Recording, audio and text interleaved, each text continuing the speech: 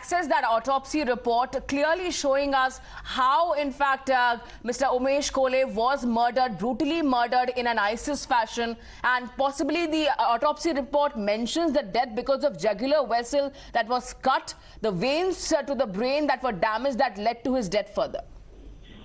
Yeah, just because that clearly indicates it's a deep penetrating wound at usually at a vital area. We always say vital area, which is usually done by professionals, because this is definitely is not an amateur, because he knows the right place where to stab or penetrate the sharp pointed weapon. So this has severed the jugulars, the carotid, and it has penetrated up till the esophagus, that is until the food pipe. So definitely it's a very severe and a very grievous wound, and the survival is definitely it's unlikely, or its death is very imminent in this type of injuries.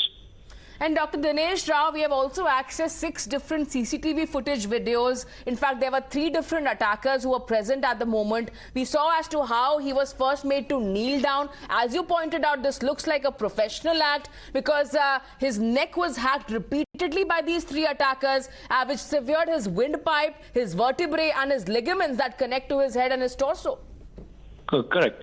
So that clearly indicates a pattern, I think, because he made to kneel down and then the person has been butchered or has been stabbed. That clearly indicates a type of pattern which is usually been found among certain terror organization well known in the world. So definitely the persons who were doing this act were very much aware of the type of the act with an intention to kill. That has been very much obvious. And also the way he was made to kneel down clearly reflects their state of mind, and at the same time it clearly reflects that they were professionals, and because the wound, the death was very much imminent in this type of injuries. And Dr. Dinesh Rao, as you were pointing out, this looks like a planned attack, as we have been showing our viewers, and our SIT investigation also revealing that. Take our viewers through your experience.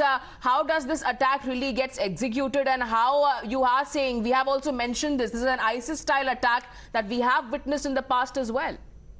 Yeah, definitely, because this is a type of patterns usually followed, as you indicated, the type of terror organization which has been well known in the world, and this type of executions, we call it as executions, more than a murder.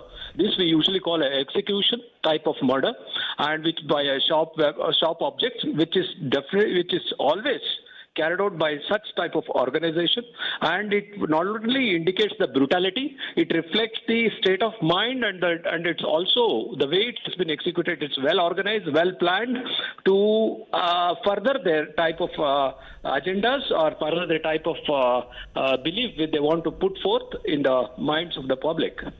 And Dr. Dinesh Rao, once again, as you pointed out, how he was first made to kneel down, his head was bowed down, and in that moment, these 3 attackers repeatedly attacked that particular vein in his neck that led to his damage to his brain, as well as his vertebrae and the torso area. Clearly, once again, take our viewers through what really this leads to, and how this was a plan to really execute him and not threaten anyone.